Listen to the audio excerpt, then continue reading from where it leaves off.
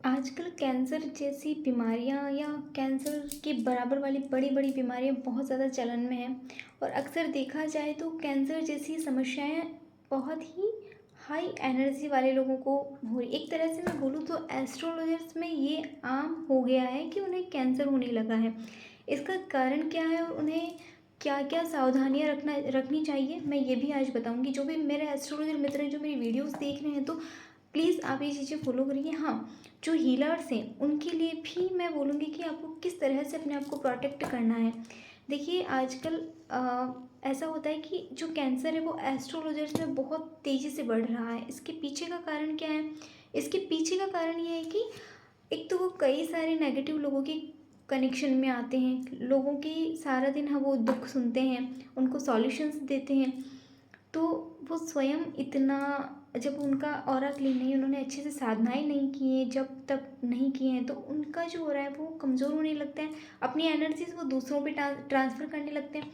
ऐसे में उनको उन लोगों की सारी जो चीज़ें हैं वो उनकी उसकी तरफ अट्रैक्ट होके उसके उस इंसान के अंदर वो चीज़ें घर कर लेती हैं।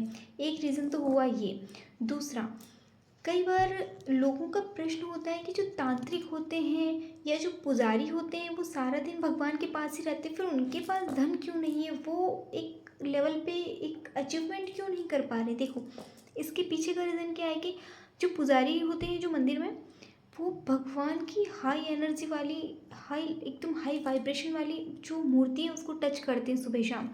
वो हम इंसान के अंदर इतनी पावर नहीं होती है कि हम भगवान को टच कर पाएँ। वो सिर्फ़ मूर्ति नहीं है, उसके अंदर प्राण प्रतिष्ठा हो चुकी है, भगवान उसमें साक्षात विराजमान है। कोई भी मंदिर में कोई भी मूर्ति एकदम सामान्य नहीं होती है, उसके अंदर प्राण है, भगवान है, ईश्वर वास करते हैं। तो जब पुजारी डेली उनको टच करता है, तो वो इतनी हाई एनर्जी लेके स्वयं थोड़ा-सा कमज़ोर पड़ जाता है। उसके कुछ ग्रह उसको थोड़ा-सा इफ़ेक्ट गलत देने लगते हैं। ये तो हुई पुजारी की बात जो मंदिर में पूजा करते हैं, इसलिए थोड़ा-सा उनके घर में आर्थिक प्रॉब्लम या ऐसी सिचुएशंस चलती रहती हैं।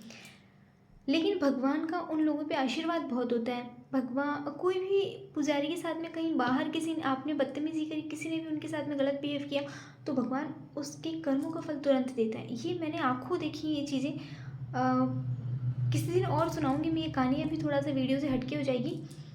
तो एक तो ये पुजारी वाली, दूसरी तांत्रिक वाली। जो तांत्रिक होते हैं वो अब तांत्रिक वही बन सकता है, जो तांत्रिक क्रियाएं वही कर सकता है जिसका परिवार नहीं है या जो संन्यास ले चुका है या फिर जो दुनिया की मोह माया से एकदम विरक्त है।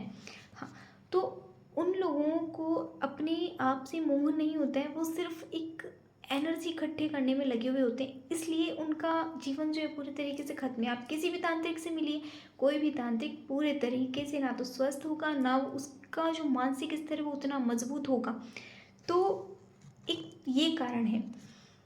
अब मैं सभी एस्ट्रोलॉजर्स को ये बोलना चाहूँगी कि प्लीज़ आप किसी भी क्लाइंट से मिल रहे हैं या किसी भी क्लाइंट्स को आप ऑनलाइन अगर आप प्रिडिक्शन दे रहे हैं, कंसल्ट कर रहे हैं, तो आप अपनी सारी प्रोटेक्शंस जो भी आपके पास हैं, जो भी हम लोग करते हैं, आप वो लेके ही फिर आप किसी के कनेक्शन में आया किसी।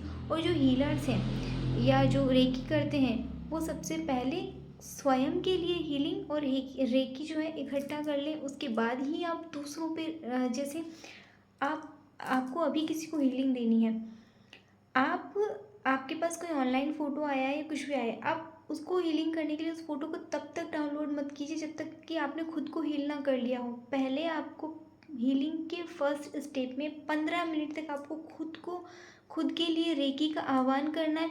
रेकी ऊर्जा को पहले खुद को सुरक्षित करना है। और हाँ, अपने बैठने के चारों ओर आपको पानी से घेरा ज़रूर बना लेना है। ये आपको बहुत ही ज़्यादा अच्छे रिजल्ट्स देगा, जिससे कि होगा ये कि आप स्वयं को बहुत ही प्रोटेक्ट कर पाओगे, आप खुद का बचाव कर पाओगे। कई बार हम छोटी छोटी गलतियों के कारण मुसीबत में पड़ जाते हैं, तो आपको ऐसा नहीं करना है। Thank you.